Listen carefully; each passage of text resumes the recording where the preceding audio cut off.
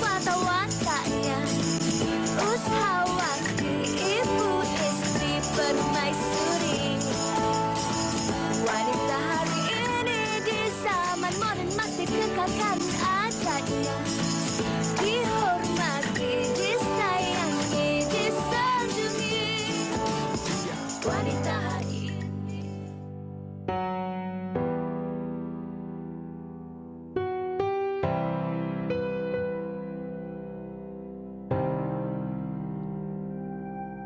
Masih pedih rasa itu, kau biarkan ku menunggu. Apakah aku buta, tak bisa untuk membaca hatimu? Ku yakin pasti kau merasa sesuatu dalam hatimu. Berikan ku jawaban itu. Apa kau perlu aku seperti aku perlukanmu? Jadilah namaku sekuat hatimu, karena hanya suaramu yang mampu hidupkan hatiku. Masih keliru kamu, ceriamu tak menentu. Tinggikah harapanku menjalin cintamu? Oh baby, ku yakin pasti kau merasa sesuatu dalam hatimu.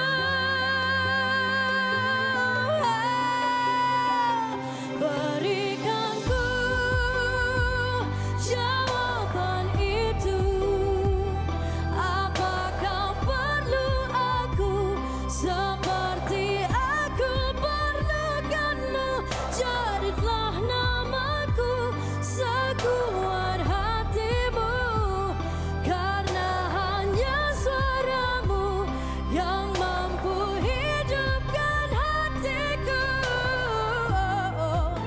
Maybe hanya aku yang menyangka masih ada jalan untuk kita berdua. Don't let me down, baby. Just maybe apa itu cinta yang kau rasa?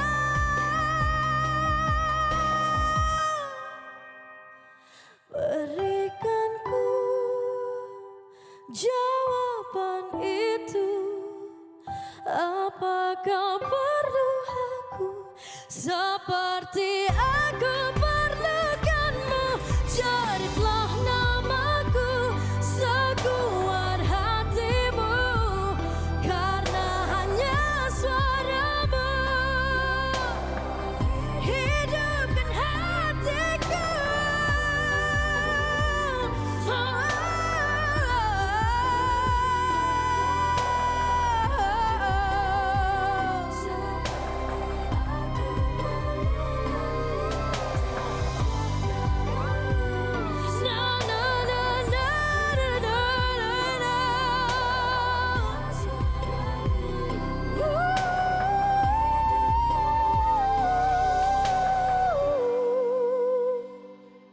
Terima kasih. Wah, Hebat sungguh vokal Aina Abdul dengan persembahan lagu Maybe membuka tirai wanita hari ini. Assalamualaikum, selamat tengah hari. Kalau diikutkan Aina Abdul ni, apa sahaja lagu yang didendangkan pasti akan memberi impak kepada jiwa kita, betul, emosi kita. Betul Rina. Bukan je lagu sendiri, tapi lagu-lagu cover yang dinyanyikan oleh Aina Abdul selalu mendapat hit tertinggi lah, kalau kat YouTube ke ataupun Instagram ke ataupun di mana-mana saja. Tapi lagu Maybe tu tadi kan, saya kira baik-baik liriknya memang banyak memberi kesan dan membawa maksud-maksud yang tersirat di sebalik yang tersurat. Mendapat inspirasi ketika PKP. Kita nak tanya nanti banyak lagi bersama dengan Aina. Tapi kalau kita ikutkan, Aina sebenarnya suka orang kata mengangkat lagu-lagunya dalam membuai emosi, depresi, kemurungan dan sebagainya. Ini juga ada berkaitan dengan topik kita yang kita nak bawakan hari ini. Sekejap lagi kita nak kongsikan. Tapi sebelum itu, kita nak bawa pemerhatian penonton betul. Ya, bersama dalam segmen tajaan Jom Masuk TV daripada Manja Kasih. Silakan. Terima kasih Rina dan juga Fiza. Assalamualaikum dan selamat tengah hari. Sebelum Abang Arjuna nak ceritakan tentang kebaikan kasih skincare, kita dengar dulu satu fakta ini. Menurut statistik Jabatan Peragaan Malaysia menunjukkan suku ketiga tahun 2019 terdapat seramai 6.15 juta ataupun bersamaan dengan 39.2% tenaga kerja daripada golongan wanita. Penjagaan wajah sangat penting terutama sekali bagi wanita. Kecantikan dan keaslian wajah wanita akan dilihat apabila mereka bangun dari tidur. Dan harus diingat, mata pertama yang menonton anda bangun daripada tidur ataupun menyaksikan ialah suami anda. Kalau pagi itu suami sudah memuji anda akan kecantikan dan keaslian wajah anda, maka pada hari itu anda akan melalui hari-hari yang indah. Tetapi jika pagi itu sudah bergaduh kerana suami komplain wajah anda teruk, adakah anda rasa tugas anda di pejabat akan berjalan dengan lancar? Cuba fikirkan. Bagi mengelak dikomplain oleh suami dan bagi melindungi dan menyihatkan kulit wajah anda 24 jam walaupun anda sedang tidur, dapatkan set penjagaan wajah Kasih Skincare. Set lengkap dengan teknologi kunyit putih ini, produk pertama yang menggunakan teknologi kunyit putih yang menggunakan formula sendiri melalui R&D yang sangat ketat dan juga tidak menggunakan lemak binatang tetapi hanya berasaskan daripada alam semula jadi, dan Kasih Skincare mendapat kelulusan daripada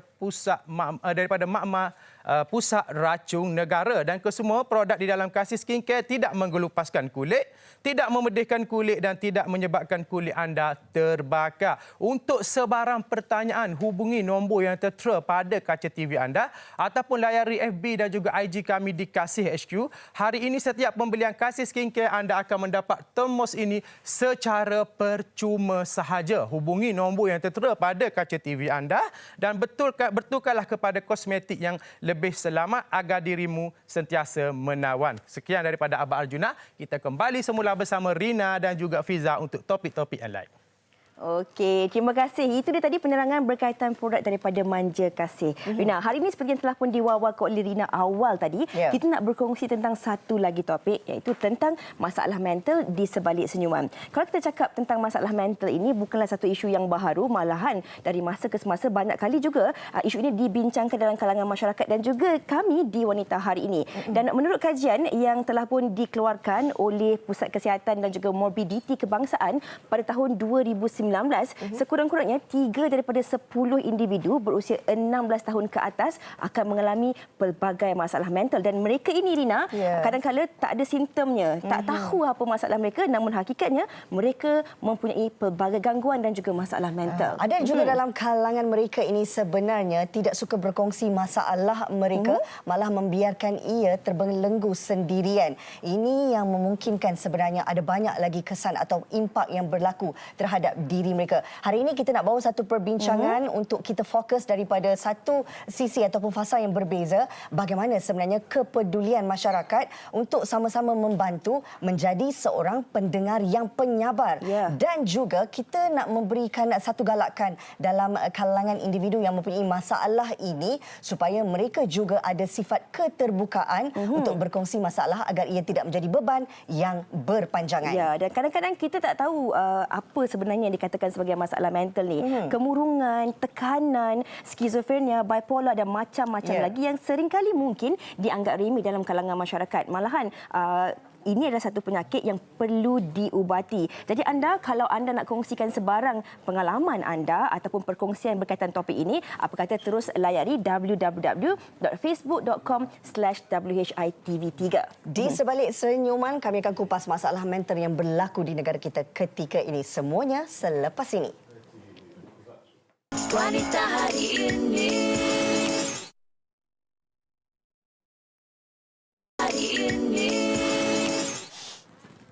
Masalah mental di sebalik senyuman, itu yang akan kita bawakan untuk penonton wanita hari ini. Kita nak mengupas daripada dua sudut yang berbeza, sama ada kita sebagai masyarakat dan juga dari sudut mereka yang mengalami situasi ini. Dua tetamu istimewa yang sudah pun bersedia bersama kita. Di hujung sana kita bersama dengan Profesor Madya Dr. Amir Siddiq Amir Nordin, pakar perunding kanan psikiatri Fakulti Perubatan Universiti Malaya. Apa khabar, Prof? Baik, Sihat ya? sihat. Terima kasih kerana bersama kami di Wanita hari ini. Kita juga kembali bersama dengan Aina Abdul. Tadi kita dah dengar suaranya. Kejap kita nak dengar pengalamannya pula. Boleh, Aina? Okey. Doktor, kalau kita nak buka tirai perbincangan kita, gelanggang kita pada hari ini, kita cakap tentang masalah mental ni bukan isu yang baru. Malahan ini satu isu yang harus dipandang berat oleh semua kalangan masyarakat. Malahan kalau kita lihat di Malaysia ni mungkin ada stigma-stigma tertentu tentang masalah mental ini, dan kadang-kadang orang seringkali beranggapan bahawa masalah mental ini ada kaitannya dengan mereka yang tidak waras. Secara ringkasnya, kalau doktor boleh terangkan, apa yang harus kita faham sebagai masyarakat, kategori-kategori yang boleh dilihat sebagai masalah mental? So, macam kita selalu bincangkan, pertama kali terima kasih kerana sokongan kepada isu-isu kesihatan mental. Saya rasa sangat penting. Dan juga kepada penonton yang mungkin tak tahu bahawa bulan ini adalah bulan World Suicide Day pada 10 hari bulan 9. Dan bulan depan akan ada World Mental Health Day. So memang tepat sangatlah kita bincang ni pada 2 hari bulan 9. Ya. So yang pertama yang selalu kita kaitkan bahawa isu kesihatan memerlukan faktor kesihatan fizikal, faktor kesihatan mental dan juga social well-being atau sahsiah. Ya. Yang penting adalah supaya kita memastikan bahawa kesihatan mental kita dalam tahap yang optimum. Ya. Kalau ada isu kesihatan mental dan yang tidak dibendung, tidak dijaga, maka kalau fungsi mula terjadi, reduction in function mula terjadi, maka kita dalam kategori berpenyakit mental. Okey. So yang selalu kita bincangkan, kita nak elakkan daripada dapat penyakit. Penyakit kat sini, ujung sini. Ya.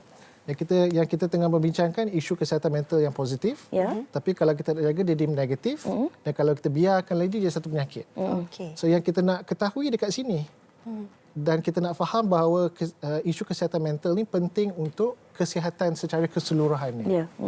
Okey. Itu sebagai permulaan daripada Prof dulu. Tetapi kalau kita imbas kembali, siapa Aina hari ini, mungkin orang tak tahu kisah di sebaliknya. Sebab Aina pernah menyertai mentor legend. Namun dikatakan, Aina sendiri mengaku bahawa Aina pernah mengalami situasi kemurungan. Mungkin orang tak tahu apa yang Aina rasa ketika itu. Macam Aina selepas waktu tahun 2015, Aina habis program Mentor Legend dengan Kak Ella. Aina sebenarnya bukannya menghilang, tapi Aina sambung belajar. Tapi bila kita sambung belajar tu, of course, kita akan melalui proses yang panjang nak habiskan pelajaran, and those time adalah masa-masa the crucial moments yang memang Aina, I felt really, really down sebab macam constantly people will compare one singer to another singer sebab just because kita cepat atau lambat rezeki kita kan, kita tak tahu. And Aina pula jenis yang macam apa yang Aina baca, it will stay with me. Sometimes it's like sebulan, kalau it's like it's very bad lah. Lepas tu Aina study pula and it affect my studies. Sebab tu Aina ambil masa yang sangat lama untuk graduate. And then after some time, that's why Aina tulis lagu in terms of mental health. Sebab Aina rasa macam someone need to speak about it. Okey. Tapi Aina menceritakan tentang apa yang Aina rasa dan lalui, merasa kekurangan yang ada pada diri dan diterjemahkan melalui lagu, doktor. Aina sebagai seorang selebriti, tapi ini isu yang berlaku dalam kalangan masyarakat kita, berlaku dalam kalangan guru-guru, pelajar sekolah, mereka yang berada di pejabat. Kadang-kadang kita rasa diri kita kekurangan, bukan saja dari sudut fizikal kita, tetapi kekurangan dari sudut-sudut lain yang sukar untuk kita terjemahkan bahawa itu menjadi satu tekanan dalam hidup kita. Jadi macam mana kita nak tahu bahawa ini satu perkara yang tak boleh disimpan sendiri, yang ini juga kalau disimpan tak dibendung boleh menjadi kepada masalah yang besar, penyakit mental. Ya, so itu yang kita bincangkan dulu, bahawa program yang kita cuba terapkan adalah Let's Talk, kan? Di mana T itu is tell someone your problem, katakan kepada orang lah masalah yang mungkin ada. Dan itu adalah satu cara untuk kita nak mengekspreskan diri juga. Kita masyarakat Asia ni kadang-kadang sukar untuk kita nak meluahkan perasaan secara formal, ya. Yang kedua tu, kalau kita bermasalah ataupun mempunyai isu-isu, ask for help. A itu, ya. Di mana pun kita pun kadang-kadang sukar untuk reach out. Dan yang penting tu bila dah reach out, yang L tu kepada rakan-rakan dan keluarga, listen without judgement. Dengar tanpa prejudis. Kadang kawan ni dalam keadaan sesak, bermasalah. Dia nak reach out. Tapi kita pula ada banyak komen-komen kita nak kasih balik kat dia. Ya? So itu yang kita tak nak juga. Dan yang paling penting, K, know where to find help. So bila kawan kita tu mungkin menerima satu masalah, yang memerlukan bantuan dan kita sedia untuk membantu, tahulah di mana untuk mendapat pertolongan. Nak lagi dalam bulan akan datang ni, semasa kita masih lagi dalam keadaan pandemik dan juga isu-isu lain akan menimbul, maka ramai orang akan tiba-tiba muncul kata dia boleh memberi bantuan. Carilah bantuan yang sahih. Banyak fake news di luar tu. Dan isu-isu kesihatan mental ni sangat sensitif. Sama juga dia punya keperitan dengan penyakit fizikal. Contohnya kalau patah tangan, tak dibaiki dengan betul tangan tu, mungkin cacat. Ya? Sama juga dengan isu kesihatan mental, di mana kalau orang tu meluahkan perasaan tetapi pergi kepada terapis yang tidak bertauliah, mungkin dia punya kesan daripada pengalaman itu lagi teruk daripada tak jumpa langsung. So itu sebab know where to find help tu sangat penting juga. Doktor, kalau kita berbalik kepada topik kita hari ini, iaitu di sebalik senyuman. Ini situasi yang kita nak gambarkan. Mungkin ada juga dalam kalangan mereka yang menghadapi tekanan ini tidak mahu bersuara, tidak mahu berkongsi kerana takut akan anggapan daripada masyarakat seperti apa yang disentuh oleh doktor sebentar tadi. Kita sebagai masyarakat, sebagai ahli keluarga, sebagai rakan terdekat, bagaimana kita nak kenal pasti simptom ataupun perubahan yang berlaku pada diri individu itu yang memerlukan pertolongan kita? So itu satu soalan yang bagus. In fact tadi kalau kita dengar daripada apa yang Aina ceritakan tadi, ada a little bit of that coming out kan. Bahawa mungkin di luaran nampak okey. Ya. Tapi dalam tu isi hati orang tu kita tak tahu. So kalau kita balik kepada isu semasa kan, Chadwick Boseman.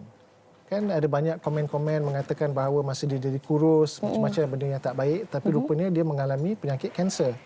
Sama juga dengan mereka mempunyai penyakit mental. Di sebalik senyuman tu ada something called smiling depression. I don't know whether you've heard of it. Dia bukan terma yang official, tetapi ada di kalangan mereka yang berpenyakit kemurungan yang sering kita bincangkan.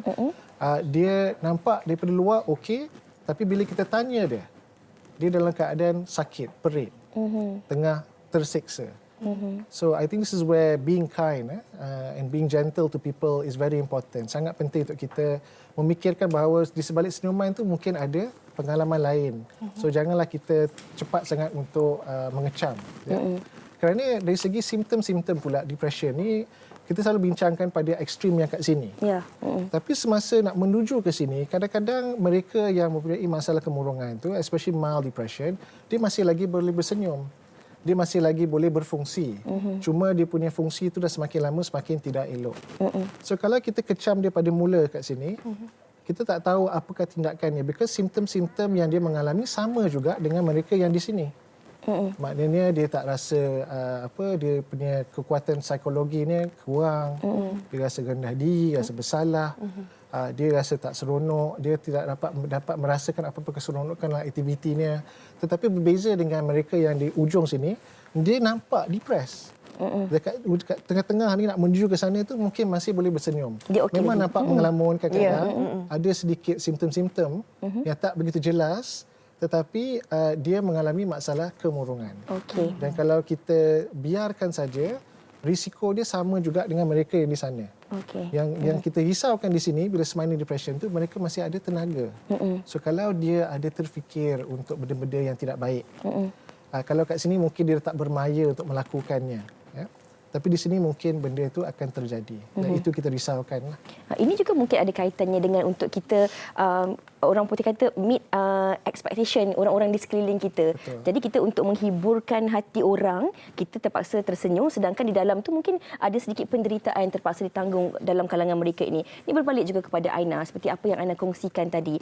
Apabila Aina merasakan bahawa diri ada kekurangan, ada tekanan sedikit di sana dan di sini, dan Aina kemudiannya menterjemahkan itu melalui lagu dan juga penulisan Aina. Adakah Aina tahu ketika itu bahawa Aina memang mengalami simptom-simptom kemurungan dan juga tekanan itu, ataupun Aina beranggapan itu satu masalah yang biasa, Aina?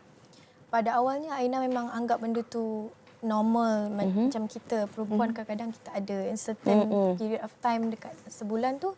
So Aina rasa benda tu biasa, tapi after some time Aina suka melihat movies yang pasal mental health and Aina suka bersendiri. Jadi so Aina selalu check dengan myself apa yang Aina rasa ni, is it normal or not. So Aina tak pernah diagnose ke apa ke, Aina tak pernah pergi lagi hospital. But apa yang Aina rasa sekarang ni way better than before. Alhamdulillah. Sebab lagu-lagu yang Aina keluarkan is macam terapi untuk Aina. Rina, Aina ada terapi. Ya. Tapi doktor, ini sejak kebelakangan ini ada banyak kisah-kisah sebegini yang dikongsikan di laman sesawang Twitter, Facebook dan juga Instagram. Ramai juga dalam kalangan masyarakat kita yang membuat self-diagnose. Mereka melihat simptom yang ada pada diri mereka, kemudian mereka membuat self-diagnose dan cuba mencari rawatan sendiri, doktor. Bagaimana doktor melihat isu ini? So kalau kita tengok dari segi self-diagnosis, ada banyak tools kan kat luar sana. Yang paling selalu disering katakan adalah DAS-21 tu. Dia cuma satu tool untuk kita mengenali simptom-simptom kita. In fact, to me it's a good tool untuk digunakan bagi mengenali isu-isu mungkin kekurangan-kekurangan kita untuk kita perbaiki. Dan kalau kita ada kebolehan macam Aina dari segi menyanyi, menulis lagu, in fact, satu cara untuk mengekspreskan diri, that is a form of therapy. Art therapy, dance therapy, I'm not sure about singing, tapi definitely the first two are artistic in nature. Dia dapat membantu mereka yang mungkin punya penyakit mental, boleh digunakan. So kalau kita di peringkat di mana kita mengenali bahawa isu kesihatan mental penting untuk isu kesihatan secara keseluruhan. Dan kita buat tools tu untuk dapat ketahui bahawa kita mungkin ada kekurangan, stres tinggi sikit, mungkin kegelisahan tinggi sikit, mungkin murung tu tinggi sikit. Tapi fungsi itu masih okey lagi. Untuk mild depression tu masih boleh dirawat secara sendiri sebenarnya. Ya, mungkin cuma kalau mereka yang tak tahu macam mana nak membantu diri sendiri, itu yang datang dengan kaunselor, dengan psikologis ni. Tapi kalau kita punya cara untuk menangani masalah kesihatan mental kita sendiri tidak begitu baik, itu yang mungkin dia akan melarat. Ya? Dan di situ kita selalu galakkan bahawa prevention is better than cure. Di mana kita nak mengelakkan daripada individu itu, dia ada simptom kecil-kecilan, tapi bila dia mengetahui apa nak buat dan kita selalu cadang kat dia aktiviti-aktiviti yang lagi baik, maka dia dapat mengelak daripada kat sini. So in a way it's a good thing to know, to understand and be able to deal with it first. Tapi kalau you need help, kalau memerlukan bantuan, di situlah kita kata carilah bantuan yang sewajarnya. Itu antara terapi ataupun cadangan untuk sebenarnya membantu mereka ini. Banyak lagi sebenarnya kita nak bincangkan, tapi sebelum tu kami nak bawa pemerhatian anda untuk kita lihat sendiri dalam kalangan selebriti bagaimana pemahaman mereka terhadap masalah mental ini. Silakan.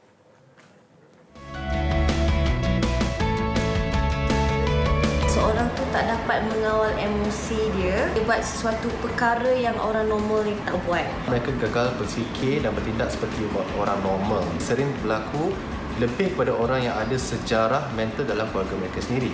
Ini tidak boleh di-explain in specific terms. Setiap manusia ada cara mereka untuk ekspresikan masalah diorang sendiri. Boleh nak simply kata macam, bila ada mental health issues je, ianya regarding our iman tak kuat lah, aku rasa. Ini tak seharusnya dia buat main lah macam tu. Mungkin disebabkan surrounding, tak ada sokongan yang kuat. Mempunyai kehidupan yang sangat-sangat sukar di awal usia mereka. Overstress tu boleh membuatkan seseorang tu dia punya mental dia boleh berubah dan tidak berupaya untuk berfikir secara normal. Dari segi trauma kita ada dulu ke, ada benda yang buatkan kita rasa takut ataupun buatkan kita rasa depressed. Ada dua cara. Satu, dia akan senyap menyendiri yang kita tak tahu pun dia pun ada masalah mental. Ada juga orang yang sebenarnya sangat-sangat ekspresif di mana mereka akan lakukan benda-benda yang luar pada jangkauan manusia punya akal. Akan ada masalah dengan expressing their feelings.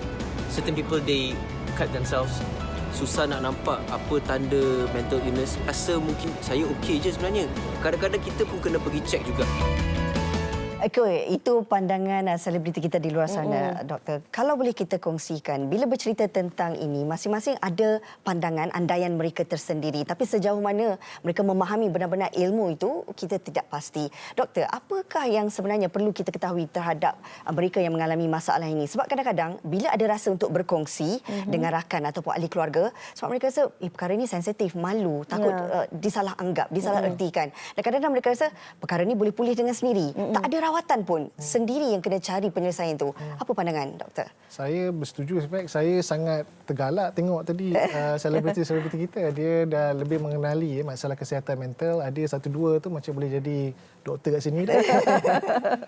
Saya rasa yang penting tu seperti yang dikatakan tu bahawa kita perlu memahami bahawa isu kesihatan mental ni sangat penting untuk isu kesihatan. Dan apabila kita dah dapatkan awareness tu kepada masyarakat, maka di mana boleh masyarakat perlu membantu diri sendiri. It's always like that, about health ownership.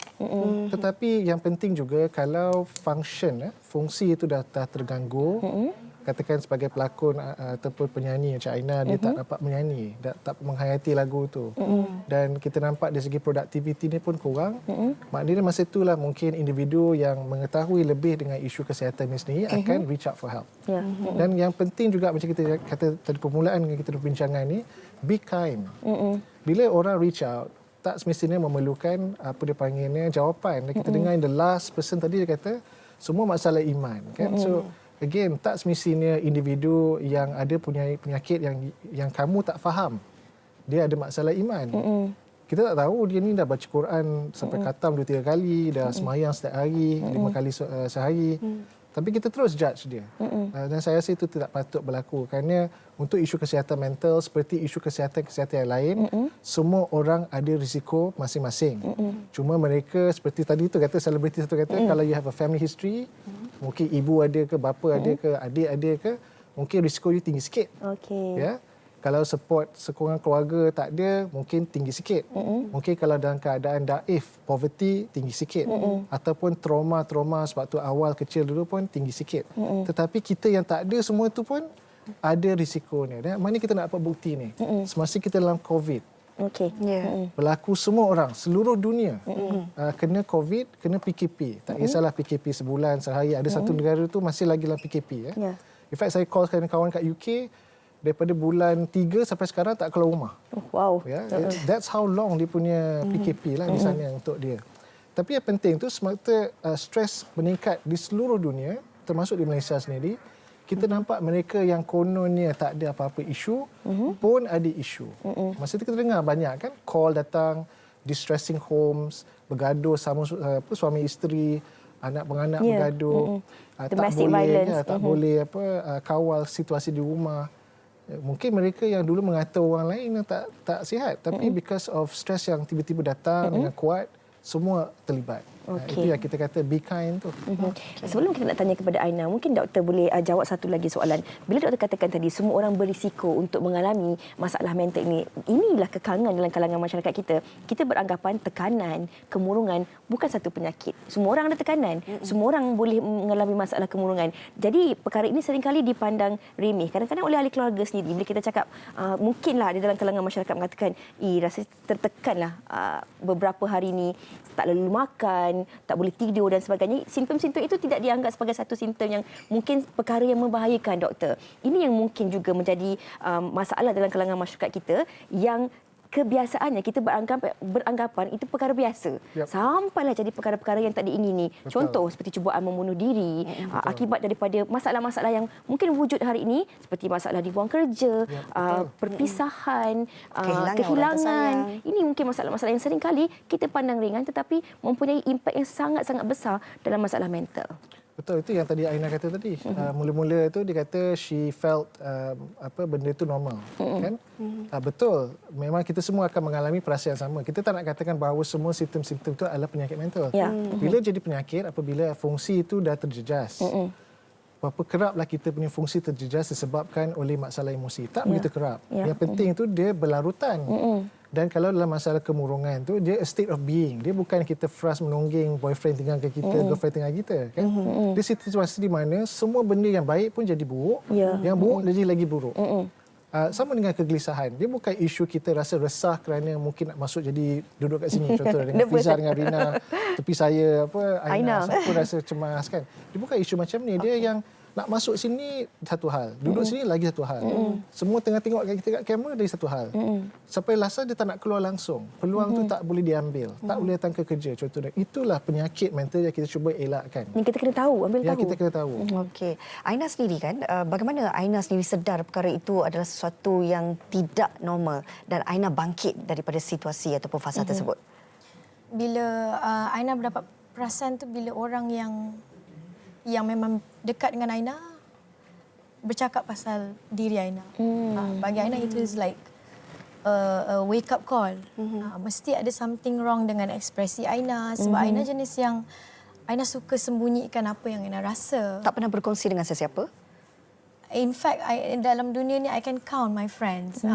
So macam bila orang dah cakap benda tu dan tiba-tiba orang yang kita tak rapat boleh tanya. So it feels like macam kita belajar kat college ada budak-budak kawan-kawan yang ambil psikologi yang tanya pasal tu, Aina akan rasa tak sedap hati.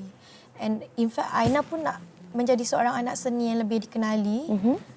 That's why Aina tulis sewaktu Aina keluarkan sumpah itu, itu adalah isi hati Aina. Okey. Jadi doktor, sejauh mana kebenarannya kalau kita lihat tentang masalah mental ini, ia adalah lebih besar ataupun lebih terjurus kepada golongan ataupun dalam kalangan wanita berbanding golongan lelaki? Tidak benar. Sejauh mana kebenarannya? Tidak benar. Secara keseluruhan risiko kita sama. Cuma ada beberapa penyakit yang lebih cenderung kepada wanita ataupun lebih wanita yang mungkin didiagnosakan dengan penyakit tersebut. Tetapi secara keseluruhan lelaki dan wanita yang sama. Kalau kita tengok dari segi risiko, biasanya lelaki berisiko lebih tinggi. Okey. Kita kasihkan satu contoh. Kalau untuk isu kemurungan, di mana kita tahu bahawa dia punya ultimate isu yang kita cuba elakkan adalah bunuh diri. Kalau untuk golongan wanita, kadang-kadang cubaannya mungkin akan tertunjuk ke depan. Kita dapat save dia. Okey. Tapi lelaki ini, kalau kita tak jaga-jaga dengan baik, mereka punya cara lebih bahaya. Itu sebab kita rasa lagi sangat penting untuk kita mengenali kedua-duanya sekali. Tetapi kita lebih cenderung untuk melihat wanita datang atau tampil ke hadapan. Tapi yang Aina cakap tadi, I love that. Di mana dia kata kawan dia ni tanya dia dan dia sedar bahawa there's something wrong. Itu yang kita nak actually. Doktor, ini mungkin doktor boleh kongsikan ataupun pesan kepada kalangan masyarakat. Ini adalah tanggungjawab kita bersama untuk kita mengenal pasti kekurangan, masalah individu-individu yang berada di sekeliling kita, terutama sekali bagi ahli keluarga yang berada di rumah, untuk kita tahu apakah kekurangan, perbezaan, ciri-ciri yang berlaku dalam kalangan insan-insan yang rapat dengan kita agar kita dapat membendung masalah penyakit mental ini. Ya, penting. So yang kepada semua di sana itu, walaupun kita dalam situasi di mana kita ada physical distancing ataupun isolasi, tetapi janganlah kita berisolasi secara emosi. Kalau kawan kita nampak ada perubahan dari segi perwatakan, nampak dalam keadaan mungkin tertekan ataupun dalam bermasalah, tanyalah khabar. Ya, tidak salah. In fact, kerana tadi kawan tanya kepada Aina, dia dapat reflect dalam diri dia sendiri dan dia dapat at least mengenali mungkin ada isu. Kepada mereka yang tak dapat mengenali tetapi kawan dah tanya itu, maknanya mungkin ada isu yang perlu kita datang ke hadapan. So macam kita selalu kata bahawa kalau tak nak bercakap dengan kawan-kawan, ada befrienders di sana yang kita boleh telefon. Sekarang ni kita boleh talian kasih 15999 pun sedia membantu untuk isu kesihatan mental kerana kita tahu masa pandemik ni memang ada banyak isu. Ya? Tetapi kalau ada kawan atau keluarga yang you percayai, kadang-kadang kita suka juga cakap Dina because kita punya best friend tu pun kadang-kadang not our best friend, you know? So kita kena cari orang yang kita mungkin hormati ataupun kita kenali dengan baik yang mungkin tak akan menceritakan kat semua orang, dan di situlah mungkin ada peluang di sana. Dan kalau kawan-kawan dapat sambutan daripada kawan untuk diberitahu satu masalah, tolonglah rahsiakan kalau perlu. Dan yang penting sekali, hormatilah apa yang diceritakan, dan janganlah kasih komen-komen yang tidak baik, ya, judgement tu. Jangan share kat internet. Jangan share dekat internet. Tetapi kalau membahayakan kepada diri individu tersebut, kita semua ada satu tanggungjawab sosial untuk memberitahu kepada siapa-siapa yang berpihak untuk diberi bantuan kepada kawan kita yang mungkin dalam keadaan betul tersesat. InsyaAllah. Sedikit daripada Aina yang pernah melalui fasa ini, apa mungkin pesanan Aina kepada mereka di luar sana? Aina tahu yang Aina not the best person untuk cakap pasal benda ni, tapi maybe as a rakan-rakan seni, anak seni kat luar sana yang masih merasa bila kita rasa we're not doing enough, padahal kita dah try our best, it's just not our time yet. So kepada korang semua kat luar sana, don't worry because masa dan rezeki daripada Allah SWT itu pasti. Cepat atau lambat, dia tak akan biarkan kita sedih selama-lamanya. Okey, Be baik. happy. Be happy. Okey. Kita pun dah melihat daripada dua pandangan sama ada doktor dan juga Aina, yang kami harapkan ia juga memberi input bermanfaat untuk penonton di luar sana. Kalau dalam kalangan ahli keluarga ataupun rakan-rakan terdekat yang mempunyai perbezaan, perubahan watak dan sikap, cuba selami mereka. InsyaAllah. Dan jangan risau kalau anda tak tahu nak pergi ke mana, nak luahkan kepada siapa, Befriender akan sentiasa ada untuk membantu dan juga mendengar masalah-masalah anda. Kita nak berehat dahulu seketika, kembali selepas ini di Wanita Hari Ini. Wanita hari ini. Wanita hari ini. Kembali bersama kami di Wanita Hari Ini. Dalam segmen tajaan hari ini, kita akan bersama dengan Pengarah Institut Kemajuan Desa Infra, iaitu Puan Noraina Masduki. Assalamualaikum. Assalamualaikum. Baik, Alhamdulillah. Okey, mungkin kita nak kongsikanlah kepada penonton-penonton kita apa yang mereka perlu tahu tentang infra, peranan dan juga fungsi yang dijalankan. Boleh? Terima kasih, Puan Fiza. Kalau ditanya pada masyarakat umum, tak ramai tahu apa infra ni. Orang selalu ingat infrastruktur. Kan? Saya pun tanya tadi. Dan kat luar tadi pun ada orang bertanya juga kepada saya. Tapi infra ini adalah, nama panjang ni adalah Institut Kemajuan Desa, yang mana kami ni adalah sebahagian daripada Kementerian Pembangunan Luar Bandar. Jadi institusi ini adalah yang melaksanakan latihan, kita buat penyelidikan, dan fokus utama kita adalah masyarakat luar bandar. Iaitu maksudnya dia ada niche-niche yang kecil lah. Kumpulan contohnya jawatankuasa pembangunan dan keselamatan kampung, kita ada usahawan, kita ada belia, dan juga wanita itu sendirilah. Yang ini yang kita nak bercerita sikit hari inilah. Bagaimana infra orang kata menyumbang kepada pembangunan dan pemerkasaan wanita luar bandar. Okey, cakap tentang pemerkasaan wanita luar bandar itu sendiri. Penonton-penonton kita sedang menonton ketika ini, wanita khususnya nak tahulah sejauh mana pemerkasaan wanita luar bandar ini menjadi satu titik tolak kepentingan dalam kemajuan desa. Okey. So kalau kita lihat secara kasarnya, kalau kita tengok daripada Jabatan Perangkaan Malaysia sendiri, dia telah membuat anggaran bahawa tahun ni perbezaan antara jumlah wanita dan juga lelaki tu dia tak banyak beza. Dia dalam about 3% sahaja. Dan kemudian kita ada dasar wanita, kita ada dasar 30% wanita membuat keputusan. Dan kemudian apa yang lebih orang kata alarming adalah masyarakat luar bandar ni, terutama wanita, dalam 23% sahaja dalam tahun 2017 dilaporkan mempunyai pendidikan tinggi. Jadi kita lihat kapasiti wanita luar bandar ni ramai, dan kita perlu buat sesuatu mengenainya. Dan di sinilah infra itu sendiri memainkan peranan yang sangat penting. Dari sini kita memberikan latihan dalam bentuk pelbagai lah. Kalau wanita itu dia adalah dalam kumpulan usahawan, jadi dia ada berbeza dia punya latihan. Kalau dia adalah kepimpinan komuniti, so berbeza latihan dia, dan begitulah seterusnya. Okey. Kita melihat tentang kepentingan peranan wanita tu sendiri. Kalau kita kat rumah sendiri pun, apa-apa pun anak kecil nak tanya mak. Betul. Penonton-penonton yang sedang tengok ketika ni, dia nak beli barang ke apa, dia akan, kalau dia seorang ibu, dia akan kata ke anak lelaki dia, mak teringin nak ni tadi nak. Macam tu kan. Peranan seorang wanita tu memang sangat-sangat besar. Justru bagaimana kita nak melihat juga tentang program-program dan juga perancangan yang telah pun disusun atur dalam membantu untuk terus memperkasakan wanita luar bandar ini. Kalau dilihat biasanya kalau infra ataupun institusi latihan ni kita ada takwim 1 tahun kan. Tapi kita tahulah tahun ni separuh daripada tahun tu je dah habis disebabkan kita PKP dan sebagainya. Jadi untuk di infra sendiri, program-program kami latihan bermula daripada Ogos. Jadi kita ada berbaki, saya rasa dalam lebih kurang 4 bulan saja nak complete everything.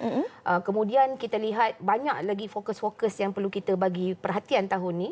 So untuk wanita tahun ni kita buat seminar kepimpinan wanita luar bandar, yang mana kita ada 6 siri dan kita cover beberapa bahagian negeri lah ya. Contohnya macam kita akan buat di Kelantan esok. Yes, dan kita akan buat di Kuantan, di Kuala Terengganu, kita akan buat di Kota Kinabalu, kita akan buat di Johor Bahru. Dan juga kita akan buat tak ingat satu lagi di Sarawak. Di Sarawak pada Sarawak ada 13 satu. Oktober. Yes. Tapi September ni lah kita banyak rush nak habiskan semualah. Ini semua dilakukan dalam norma baharu kan? Ya, betul. Okey. Tapi nak tahu juga penjelasan tentang teras wanita dalam dasar pembangunan negara untuk tahun 2030 pula. So yang ini adalah di bawah dasar pembangunan laut bandar yang kita launch tahun lepas ya, di bawah kementerian sendiri, yang mana ada 10 teras di bawahnya dan salah satu teras itu adalah teras ke-6, itu teras mengenai wanita laut bandar. Okey. So di dalam ini kita ada 2 perkara utama yang perlu kita buatlah ya, yang perlu dilaksanakan menuju ke arah 2030 tu adalah di mana untuk kita meningkatkan kapasiti wanita laut bandar tu dan juga kita meningkat keupayaan dia untuk membuat keputusan. Sebab kadang-kadang kita tahu bila wanita laut bandar ni dia terbelenggu dengan budaya, Segan kan? Ya, terbelenggu dengan budaya, terbelenggu dengan perception orang kan. Benda-benda macam itulah. Jadi kita cuba bagi mereka satu suntikan supaya mereka ini akan tahu kemampuan mereka sendiri dan berupaya insya-Allah dalam long run tu membuat keputusan dan sebagainya lah. InsyaAllah. Ya. Dan tadi telah pun dikongsikan antara seminar-seminar yang bakal berlangsung sepanjang September hingga Oktober nanti. Betul. Dan kita pun tahulah pada Jumaat yang lalu yang amat berhormat Perdana Menteri telah pun mengumumkan bahawa PKPP ini akan terus berlangsung sehingga 31 Disember nanti. Jadi mungkin dalam kalangan penonton-penonton pun nak tahulah agak-agaknya dalam keadaan norma baharu ni bagaimana seminar ini akan terus dijalankan dan dilaksanakan untuk mereka. Okey. Kalau kita lihat MKN keluarkan SOP ya, dari segi pelaksanaan majlis dan cuma pihak infra memang kita akan apply lah SOP tersebut. Cumanya bagi setiap pelaksanaan seminar ni kita tak adalah sampai 250 orang ya. So kita limitkan sebab kita lihat pada keadaan dewan tu sendiri dan kita mengambil kira penjarakan sosial. Kemudian habis tinggi pun untuk seminar ni kita akan buat dalam 120 orang sahaja ya. Dan kemudian kita ambil langkah-langkah yang sepatutnya lah seperti mana ditetapkan oleh SOP lah ya. Maksud kita test, kita akan semak suhu dan sebenarnya kita buat kolaborasi seminar ni dengan kerajaan negeri dan juga Jabatan Kesihatan dan polis sekali lah. Secara ringkasnya harapan pihak infra sendiri terhadap pelaksanaan program. Of course untuk tahun ni kita habiskan apa yang telah dijadualkan tahun ni. Tapi untuk tahun depan kita akan melihat semula macam mana feedback daripada peserta yang lepas dan kita akan merangka sesuatu yang mungkin lebih komprehensif lagi lah InsyaAllah. di bawah infra. Baiklah. Terima kasih banyak-banyak Puan Nurhana Masduki, pengarah Institut Kemajuan Desa Infra daripada KPLB yang berkongsi tentang bagaimana cara untuk kita terus memperkasakan wanita luar bandar. Semoga maju jaya, berjalan dengan lancar segala seminar-seminar yang dirancang. Kita nak berehat dahulu seketika. Kembali selepas ini di Wanita Hari Ini. Wanita Hari Ini. Wanita Hari Ini. Wanita Hari Ini. Kami dah sampai ke penghujung siaran. Terima kasih kepada semua penonton Wanita Hari Ini. Apa yang dibincangkan sebentar tadi mudah-mudahan memberi manfaat. Ingat, jika ada masalah, cuba cari bantuan dan berkongsi masalah anda dengan orang ataupun yang anda boleh percayai. Dan mereka yang mendengar juga, pastinya dengar tanpa membuat sebarang hukuman. Ya, orang kata don't judge. Kita kena dengar sahaja. Okey, esok insya-Allah kami akan kembali bersama dengan anda tentang satu lagi isu yang saya kira bukanlah satu isu yang baru, Ina. Isu yang sering kali juga menjadi masalah dalam kalangan masyarakat kita berkaitan pengurusan harta. Banyak sebenarnya kita nak kupaskan apa yang perlu kita ketahui dalam urusan dan juga prosesnya. Semuanya esok bersama dengan Iza dan Hawa. Okey, jumpa lagi. Assalamualaikum. Anaknya dia ratu di hati, tunggak keluarga, kalau bukan dia siapa lagi? Wanita hari ini bijak mengatur, mengurus mata wataknya. Usahawati, ibu istri, permaisuri. Wanita hari ini di zaman modern masih kekalkan adatnya. Dihormati, disayangi, disanjungi. Dia usahawati aliran masa kini, dia penyambung warisan Sri Kandidia. Lemah lembut, baik budi pekerti, tapi sekal hati dia tambah berani pendidik. Puteri dalam hal jati diri dia.